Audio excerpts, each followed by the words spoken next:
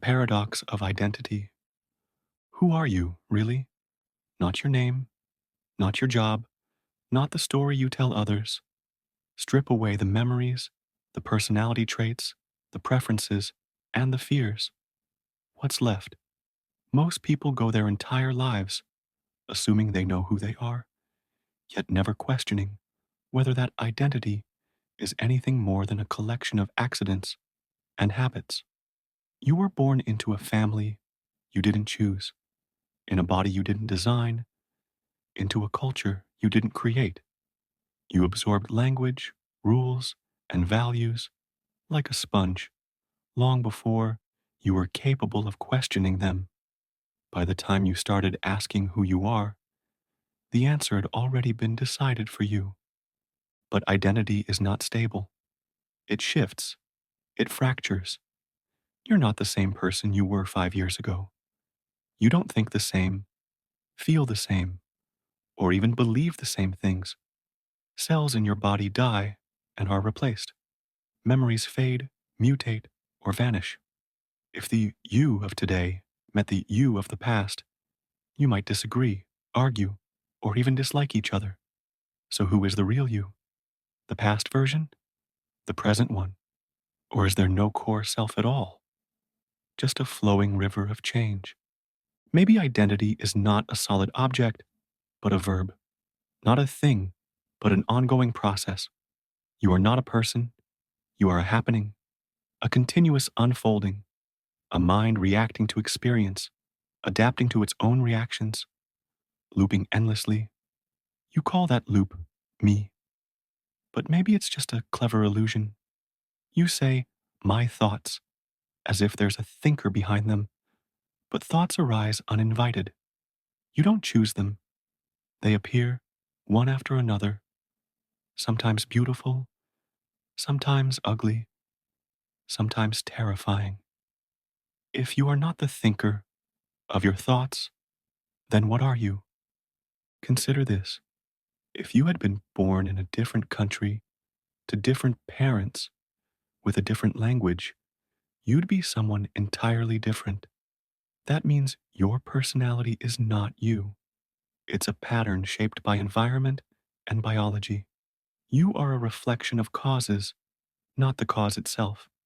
And yet, you feel like something permanent is looking out through your eyes.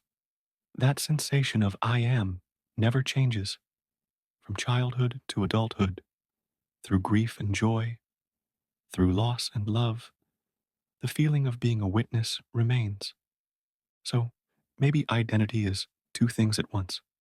There's the mask, the character that plays a role in the world, shaped by history, memory, ego, and behind that, the silent observer, the one that sees but says nothing, the part of you that feels timeless. That's the part no one else can touch, the part that can't be named or shown or defined. It's not your beliefs, your choices, or your history. It's just presence, awareness, not what you are, but that you are. But even this is slippery, because the moment you try to describe that awareness, you turn it into a concept, and concepts are part of the mask. Language cannot reach it. Ideas cannot contain it. It's like trying to look at your own eyes without a mirror. You can be it, but you can't grasp it. And that's the paradox. You are both the thing that changes and the thing that watches the change. You are both the dream and the dreamer, both mask and mystery. You spend your life building a self, adding achievements, relationships, opinions, tastes. You polish it like a statue. You fear losing it. You defend it in arguments. You hide its flaws and crave its validation. But what if the self is just scaffolding, a temporary framework your mind builds to survive? What happens when that structure collapses through crisis, age, or death? If everything you think you are is taken from you, what remains? Maybe the fear of death is not just fear of the end, but fear of being no one, of realizing you never truly were someone, that the person you thought you were was just a voice in your head with a favorite playlist and a set of memories, that under all of it, there was only silence. And maybe that silence isn't empty, maybe it's the only real thing you ever were. So, who are you? A character in a story you didn't write? A ripple in a stream that never stops flowing? A brief collection of thoughts in the infinite mind of time? Or something beyond thought entirely? Something that cannot be named, only lived? The mirror of reality. Everything you see is a reflection of your mind. You don't see the world as it is, you see it as you are. Every object, every person, every moment is filtered through the lens of perception, colored by emotion, distorted by memory. There is no direct contact with reality. The world you experience is built entirely inside your head. But that's not where the illusion ends. The real trick is that you believe what you see is real, objective, out there. You trust your senses like loyal informants, but they lie, they edit, they add, they erase. Your brain fills in gaps in vision with guesses. Your ears ignore constant sounds to avoid overload. Your skin adapts to pressure and temperature until sensation disappears. You are not receiving raw data. You are receiving a curated, compressed, and heavily interpreted version of reality, shaped to keep you functional, not truthful. Your experience of the world is not a window, it's a mirror. You are seeing yourself everywhere. When you look at someone and feel anger, that anger began in you. When you feel judgment, it reflects something internal.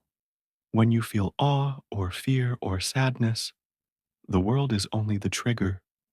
The source is inside. You believe you're responding to reality, but mostly you're responding to your projections. And these projections are built on past wounds, assumptions, unconscious beliefs. In this way, reality becomes a playground for your mind to act out its unresolved narratives. This is why two people can look at the same event and feel completely different things. One sees injustice, another sees karma. One feels rage, another forgiveness. One feels nothing at all. Reality is not a shared experience. It is a series of private dreams with overlapping details. And in that dream, you walk as if what you see is real. But what if you're only ever meeting yourself? You see beauty in nature because beauty lives in your mind. You hear music and feel moved because your emotions are ready to be moved. You find meaning in stories because your brain is desperate to weave meaning into chaos. It's not the world that contains order, it's you. You're projecting it outward. When you stare at a sunset, the feeling of wonder is not in the sky, it's in your consciousness. The sky just gave it permission to arise. Even the idea of reality is a concept built by the brain. You never step outside your perceptions to see what's truly out there. You are locked inside a sealed chamber of thought, sensation, emotion, and still, you speak of the world as if it exists separately from you. But what if it doesn't? What if the separation between self and world is imaginary? What if there's no inside and outside, no subject and object, just one continuous experience, pretending to be split in two? This illusion of division is reinforced by language. Words create borders. This is me. That is you. This is good. That is bad. But the world itself contains no such labels. Reality doesn't speak in English. It just is. It unfolds, without names, without categories, without opinions. Only humans carve it into parts and assign meaning. A flower is not beautiful. A tree is not tall. A face is not kind. Those are your interpretations. The world just exists, silent, neutral, whole. Everything else is projection. So, what happens if you stop believing the projections? If you stare into the mirror of experience and recognize yourself in every reflection? Maybe the people you hate carry pieces of you you've disowned. Maybe the situations you fear echo fears you've never faced. Maybe the chaos in the world mirrors the chaos in your mind. And maybe by understanding yourself more deeply, the world begins to soften. You don't change reality by wishing it different. You change your relationship to it. And in doing so, it transforms. Not because the external shifts, but because your perception does. You are the lens. You are the frame. You are the story. And once you know that, everything becomes an invitation, not to fix the world, but to wake up inside it. You live in a house of mirrors, but forget that every face, every object, every event is just light bouncing off the surface of your awareness. You chase things in the world to fix the pain inside, but the world is not the source of your pain. It's only the canvas. The painting is happening in your mind. And when you finally sit still and see through the illusions, not with fear, but with quiet curiosity, you may begin to realize that the world was never separate from you at all. It has always been you in disguise. The illusion of time. Time feels real. You wake up, go through your day, and watch the clock tick forward. One moment replaces another, and you move along with it, like a passenger on a train that never stops. But when you look closer, time becomes strange. You never actually experience the past. It's gone, unreachable. You never truly experience the future. It's always a concept, a guess. All you ever touch is now, this fleeting moment. And even that slips through your fingers the instant you try to hold it. So where is time really? Is it out there, in the world? Or is it in your mind? A structure the brain builds to make sense of change, a measurement of motion, a habit of perception. You say you're moving through time, but maybe time is moving through you. Maybe you're not the traveler. You're the unfolding, like a flower blooming in slow motion, each stage arising from the last, not because of some ticking clock, but because that's what experience does. It flows. But clocks don't measure time. They measure movement, rotations of the earth, vibrations of atoms. You've confused change with a thing called time, and in doing so, you've created the illusion of a past and a future. You think you exist along a line, stretching backward into memory and forward into possibility. But you never leave the present. The line is only a drawing in your mind. Even memory is untrustworthy. You imagine the past like a film you can replay, but memories are reconstructed, not recalled. Every time you remember something, you're recreating it, editing it, merging it with new beliefs, new emotions. So the past isn't fixed. It shifts as you change. And the future? It's a phantom, a story you tell yourself, a scene that hasn't arrived, but still shapes how you feel now. You worry about it. You plan around it. But it doesn't exist. Not yet. And maybe never. So, if the past is a fading echo and the future is a dream, then only the present remains. But the present is not a moment frozen in time. It's not a point. It's more like a window, open, moving, alive. It's the only place where life happens. And yet, most people spend their lives trying to escape it. Regret pulls them backward. Anxiety pushes them forward. Rarely do they rest in the now. Rarely do they feel the silence between thoughts, the stillness beneath doing. And this is where the illusion tightens its grip. You believe there's not enough time, that it's running out, that you must hurry, chase, achieve before it's too late. But what if there's no too late? What if time is not something you lose, but something you invent? What if all urgency is fiction? You are here, now, breathing, and that is always enough. There's no moment when life is not happening. It's not waiting for you. It's not hiding in the next big event or buried in the past. It's in the ordinary, the unnoticed, the overlooked, the breath you didn't feel, the sound you ignored, the thought you forgot to question. Time hides in presence, and presence hides in simplicity. Try to find the boundary between now and not now, between this instant and the next. You can't, because time isn't made of slices. It's made of flow. It has no edges, no gaps, just one seamless unfolding. And the self you believe you are is built inside that illusion. You think, I was born, I will die. But birth and death are ideas. You have never experienced either.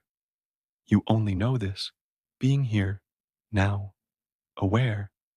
The rest is assumption. Maybe time isn't passing. Maybe it's standing still, and your mind is moving, creating change, like a projector, casting images on a blank wall. The film reels forward, but the wall remains. What if you are the wall, not the reel? What if awareness is timeless, and everything else is just content, passing shadows in the light of presence? You live by the clock. You measure your worth in hours, your success in milestones. But these are inventions. The sun doesn't know about minutes. The trees don't rush to meet deadlines. The sky doesn't care if you're late. Only humans divide the eternal into pieces and then feel anxious about them. So maybe peace is not in managing time better. Maybe it's in seeing through time, realizing that the now is not a place you pass through on your way to somewhere else. It's the only place you've ever been, and the only place you'll ever be. The self that watches. You think of yourself as a person, a name, a story, a voice inside your head. You have a past, memories, opinions. You look in the mirror and say, that's me. But is it? Are you the body you see? Or the thoughts you think? Or something else entirely? Your thoughts come and go. So do your feelings. So do your desires, your fears, your habits. One day you want something badly. The next, you don't. Your beliefs evolve. Your personality shifts. You grow. You change. So what remains? What doesn't move? If your thoughts are not constant, and your emotions are not constant, and even your body renews itself every few years, then who are you really? What is the self that continues, even as everything else changes? There is something in you that doesn't change, not the contents of your experience, but the one who is experiencing, the one who watches. You've felt it, that quiet presence, the part of you that notices a thought, but isn't the thought, that observes a feeling, but isn't consumed by it, that hears the noise in your mind, but doesn't speak. You are not your story. You are the space in which the story unfolds. Close your eyes and observe the thoughts passing through. Some are loud, some are subtle, some feel important, some random. But you are not the thoughts. You are the one seeing them, and the one seeing them does not speak. It doesn't judge. It doesn't change. It just is. This watcher has always been with you. It was there when you were a child, watching the world in wonder. It's still there now, watching the world through a more complicated lens. But it hasn't aged. It hasn't moved. It's like the screen behind the movie. No matter what scene is playing, the screen stays untouched. You've mistaken your mind for your identity, but your mind is a machine. It creates thoughts automatically. It responds to patterns. It forms preferences. It stores memories. But you are not the machine. You are the awareness that knows the machine is running. Try this. Think a thought deliberately. Then notice who chose it. Then try not to think at all. And notice what remains: a stillness, an openness, a silent presence that doesn't need thought to be real. That presence is you. Most people never meet themselves. They spend their lives talking to themselves in their heads, reacting, analyzing, worrying. But they never stop to ask, who is hearing all this? The mind can't answer because the answer isn't in words, it's in being. You're not a noun, you're a verb, a happening, an unfolding, a conscious event that cannot be frozen into a single thing. And yet, there's a core to you that doesn't change, a silent, spacious knowing. It doesn't cling, it doesn't push, it just sees. This seeing self doesn't need to be fixed, improved, or validated. It doesn't have to succeed. It doesn't fear failure. It's already whole. The illusion of incompleteness comes from identifying with the thoughts, not the awareness. When you're afraid, the watcher isn't. When you're angry, the watcher remains calm. When you're confused, the watcher simply watches. It is untouched by experience. It allows everything but clings to nothing. You chase meaning, identity, status, but the one chasing never needed any of it because the one chasing is not you. It's the ego, the collection of labels and desires built by memory and culture. The real you has no label. It doesn't need one. And yet, it is always present in every breath, in every pause, in the space between thoughts. It's not a thing you find. It's what's left when everything else is gone. Even when you're asleep, awareness flickers on. Dreams arise, and something witnesses them. A dream character cries, runs, suffers, but something in you knows it's not real. You wake up. The dream ends. But what about this? What if waking life is also a kind of dream, and one day you'll wake again, not from sleep, but from identity? What if you're already awake, but pretending not to be? You keep trying to improve the mask, make it stronger, happier, smarter, but the mask is never you. It's just something you wear to navigate a world of other masks. Underneath it, there's only one face, the face of pure presence. Look inwards, past the noise, past the commentary, past the striving. What you find isn't complex. It's not dramatic. It's still. It's open. It's kind. It doesn't need a reason to exist. It just does. That is what you are. Time is a trick. You think time is moving forward. You believe the past is behind you, the future ahead, and now is this fleeting instant between two eternities. But look closer. You never actually experience the past or the future. You only ever experience now. Even when you remember, you're remembering now. Even when you anticipate, you're anticipating now. Time is a story your mind tells to connect events. It stitches moments together into a line, like beads on a string. But that string isn't real. It's imagined. Your life is a slideshow of present moments, each one complete, each one alive, each one gone as soon as it comes. You are always here, but here has changed. The body you had 5 years ago is gone.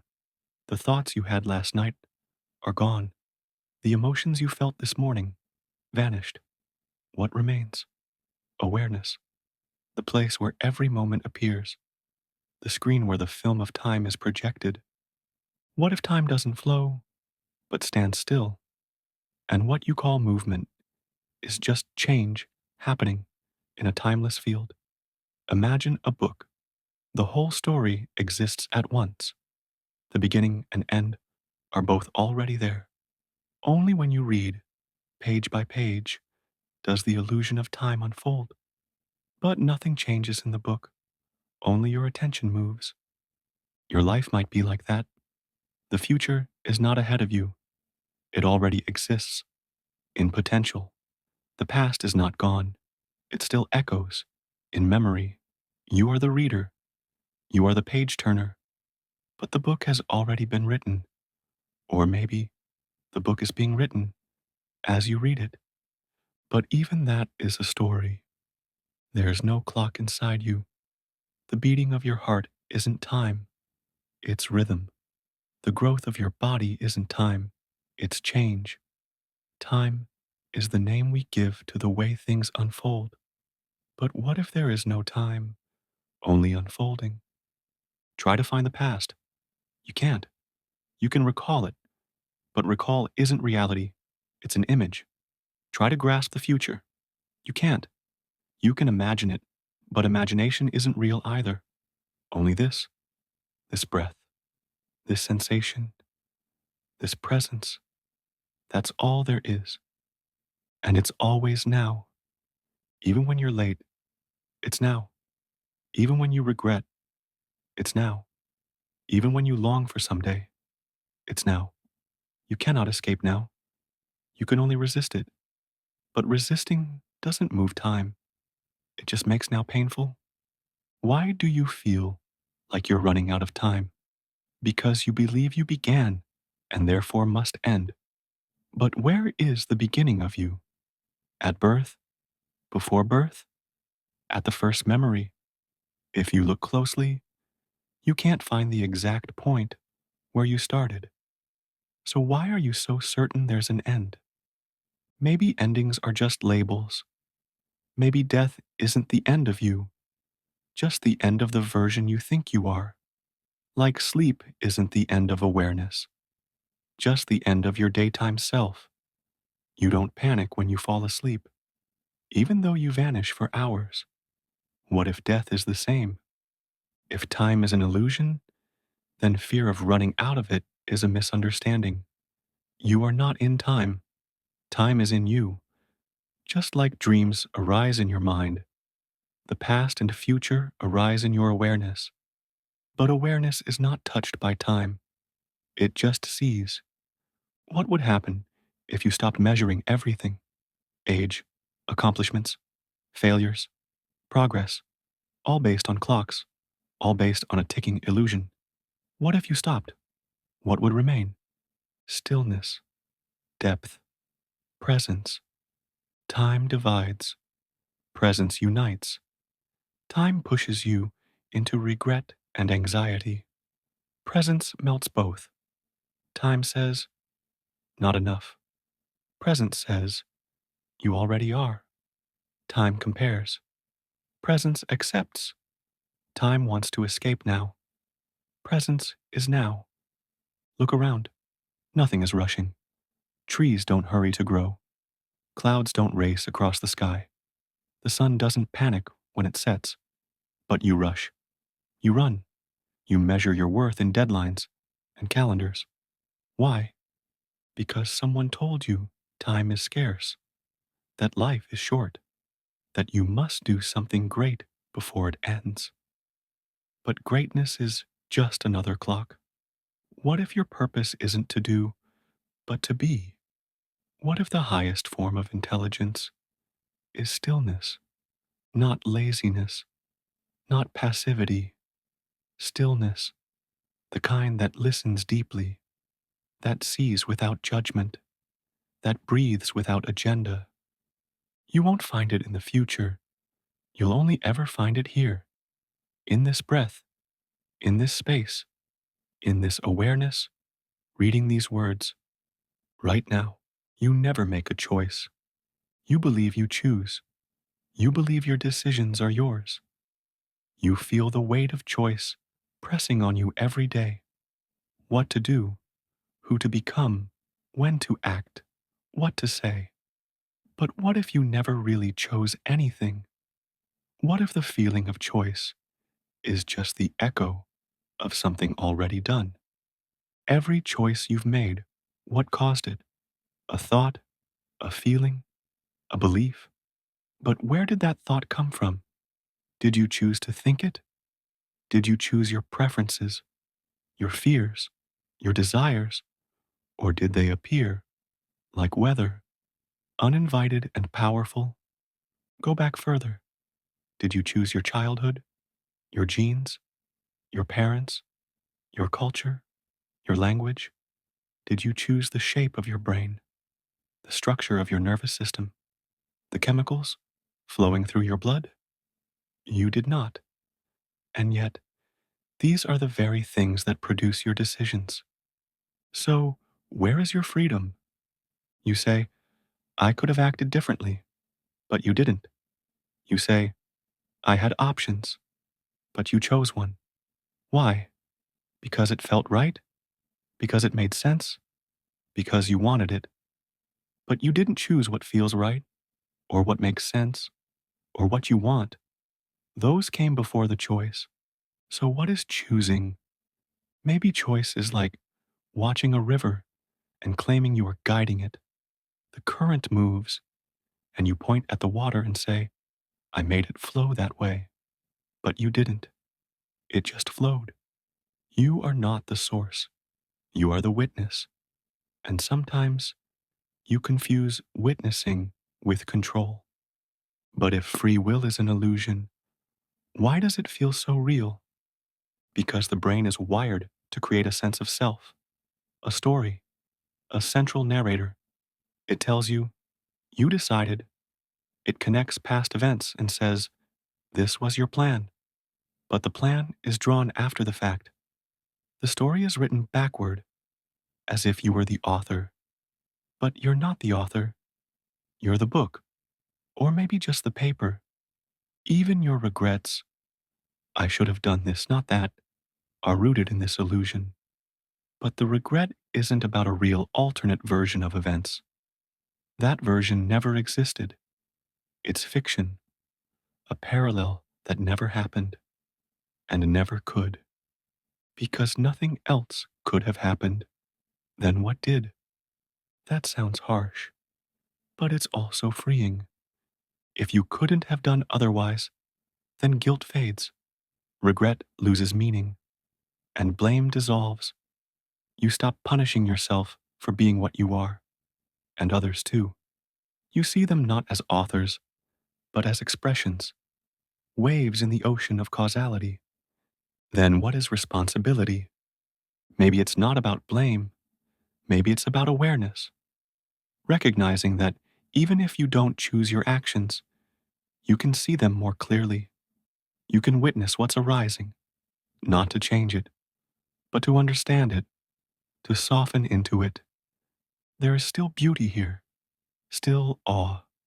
The sunset wasn't your choice, but you can still marvel at it. Your heartbeat isn't your decision, but you can feel it.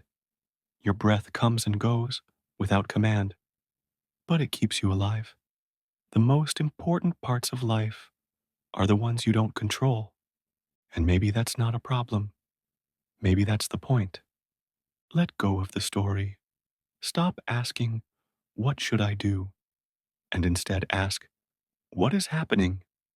Not passively, not like giving up, but like stepping aside, like watching the tide and realizing you are water, not a swimmer. Does this mean you're just a machine? Just a pattern? Maybe. But a machine doesn't know it's a machine. A pattern doesn't ask why it exists. You do. You are awareness dressed up as a person, asking questions your programming can't answer. And that's okay. There's no need to be the driver. The car is already moving. You can sit back, watch the scenery, cry when it's sad, Laugh when it's absurd. Be still when it's quiet. You're not choosing the road, but you're here, and being here is enough. If nothing else, let this truth soften you. You are not your choices. You are the space in which they unfold. You are the openness where decisions appear, like sparks, and you do not own those sparks. You are the night sky, holding them. Nothing is solid. Touch your skin. Feel the surface of your hand. It feels solid, right? Now tap a wall. Press your finger against the desk. Feel the weight of your body. It all seems dense, fixed, grounded in something real. But zoom in, further, beyond skin, beyond cells, beyond atoms. What's there? Nothing, just space. The atoms that make up your body are 99.9999999% empty. The particles that dance inside them, electrons, protons, neutrons, are not little marbles. They are probabilities, waves of possibility, fields of maybe. When you observe them, they appear. But until then, they're nowhere and everywhere. The wall isn't solid. The desk isn't solid. Your body isn't solid. They only feel that way because your senses are built for survival, not truth. You're tuned to perceive stability, not the raw chaos beneath it. But underneath the appearance of solidity is vibration, fluctuation, motion. You are made of motion. You are not still, not fixed, not defined. Even your identity is in flux. The person you were last year is gone. Your memories fade, your opinions shift, your emotions rise and fall like weather. Who are you really if everything you point to keeps changing? You cling to labels. I am this. I believe that. I like this. I hate that. But even those drift. What you loved yesterday might disgust you tomorrow. What you feared might become familiar. You're not a thing. You're a process. A river is never the same. You cannot step in the same water twice, yet you call it by a name, as if that fixes it in place. But names are only useful lies. They give shape to what can't be held. They allow the mind to pretend it understands what it never will. There is no fixed point inside you, no final core, just layers, habits, memories, stories, all swirling around an empty center. You are a mask worn by awareness, and the mask keeps changing, melting, reforming. But awareness doesn't. Awareness is the only thing that doesn't move. It watches movement. It notices thoughts. It sees feelings. But it isn't a thought or a feeling. It has no shape. It can't be found. It's the invisible stage where every scene plays out. That's what you are, not the scenes. The stage. The body? Temporary. The name? Given. The thoughts? Conditioned. The story? Fiction. But the seeing behind it all? That is not changing. That is not born. That does not end. And if that's true, then death is not what you think. If you are not the form, how can the death of the form end you? When a wave crashes back into the ocean, nothing is lost. Only the temporary shape dissolves. The water remains. The essence never left. The same may be true for you. You fear death because you believe in solidity, in fixed things. You think, this body is me. This mind is me. This story is mine. But those are ripples, temporary, ephemeral. And somehow, you, the real you, are watching all of it.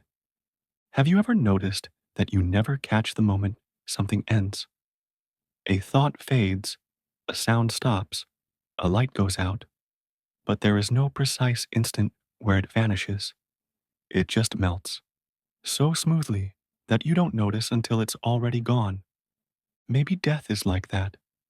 not an event, just a melting, and you won't even know it happened because the part that could know is part of the illusion too. What would happen if you stopped taking things as solid, not just physically, but emotionally? What if sadness wasn't solid? What if fear wasn't permanent?